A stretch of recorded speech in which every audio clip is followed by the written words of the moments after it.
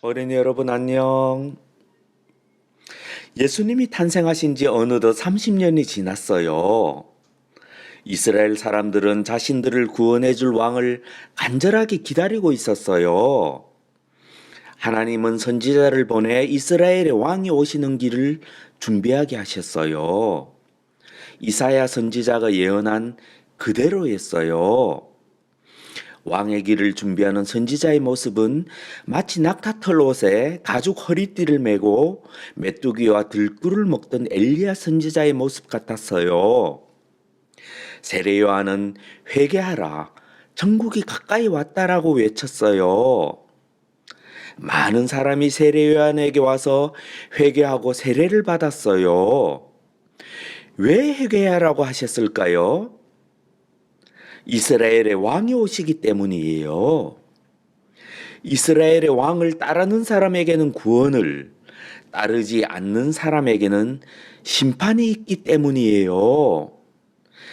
말로만 회개하고 행동은 그대로인 사람에게 세례 요한은 이렇게 경고하였어요. 독사의 새끼들아, 말로만 회개하면 심판을 피할 것으로 생각하느냐? 너희가 아브라함의 자손이라고 생각하느냐? 한번 생각해봐. 하나님은 돌들로도 아브라함의 자손을 만드실 수가 있다. 하나님은 말로만 회개하는 너희를 위해 도끼를 준비하셨다.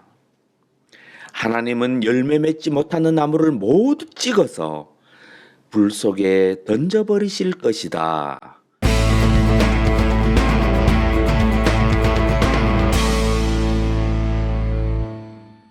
어린이 여러분, 세례 요한의 말처럼 회개하지 않고는 구원을 받을 수 없어요.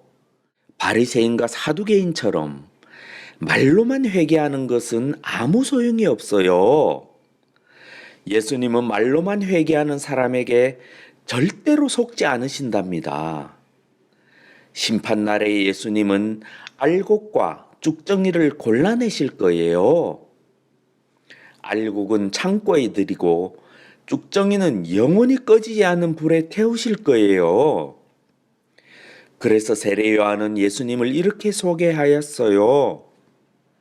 나는 물로 세례를 줄 수밖에 없다. 하지만 예수님은 물이 아니라 성령으로 세례를 주실 것이다.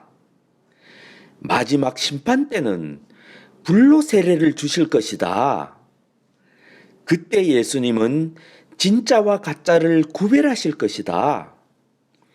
알곡은 천국에 들이고 쭉정이는 영원히 꺼지지 않는 불에 태우실 것이다. 어떤 사람들은 세례 요한의 이런 말을 싫어하였어요. 어린이 여러분은 어떤가요? 그때였어요. 예수님은 갈릴리를 떠나 세례 요한에게 세례를 받으러 요단강으로 가셨어요. 멀리서 예수님을 본 세례 요한은 깜짝 놀랐어요. 세례 요한은 예수님께 말씀드렸어요. 예수님, 제가 예수님께 세례를 받아야 하는데 왜 예수님이 제게 세례를 받으러 오셨습니까? 예수님은 세례 요한에게 이렇게 말씀하셨어요. 내가 세례를 받는 것이 하나님의 뜻입니다. 나에게 물 세례를 베푸십시오. 예수님의 뜻대로 세례 요한은 예수님에게 세례를 주었어요.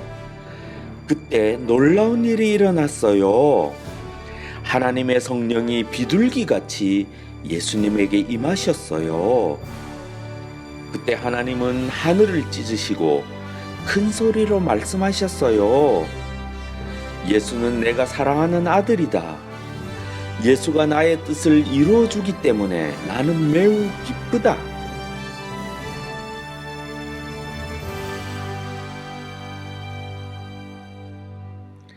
어린이 여러분, 이 이야기는 예수님이 왜 이 세상에 오셨는지 말해주고 있어요. 우리 예수님은 왜 세상에 오셨나요? 다 함께 생각해 봅시다.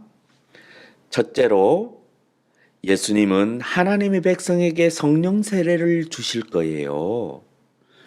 둘째로, 예수님은 모든 사람을 심판하시고 진짜 하나님의 백성과 가짜를 구별하실 거예요. 셋째로 예수님은 가짜 하나님의 백성을 영원히 꺼지지 않는 불에 태우실 거예요. 그렇게 하기 위해서 예수님은 제일 먼저 어떤 일을 하셨나요? 네, 세례 요한에게 물 세례를 받으셨어요. 회개해야 할 죄인들이 받아야 할 물 세례를 죄가 없으신 예수님이 받으신 거예요. 예수님은 죄인들과 같이 되셨어요. 그래서 죄인들처럼 물 세례를 받으시고 나중에는 죄인들이 받아야 할 벌을 대신 받으셨어요. 예수님은 죄인들을 대신해서 십자가에 달려 돌아가셨어요. 하나님은 예수님을 인정하셨어요. 예수님을 하나님의 백성을 구원하실 유일한 왕으로 인정하신 거예요. 어린이 여러분, 아기로 태어나신 예수님은 어른이 되어서 하나님의 일을 시작하셨어요. 물세례, 성령 세례를 받으시고 하나님의 아들로 이스라엘의 왕으로 인정을 받으셨어요. 이제 왕이신 예수님은 어떤 일을 시작하실까요? 예수님은 하나님의 일을 시작하시면서 제일 먼저 어떤 일을 시작하셨을까요? 다음 주일에는 마태복음 4장 이야기를 들려줄게요. 어린이 여러분, 그럼 다시 만날 때까지 안녕.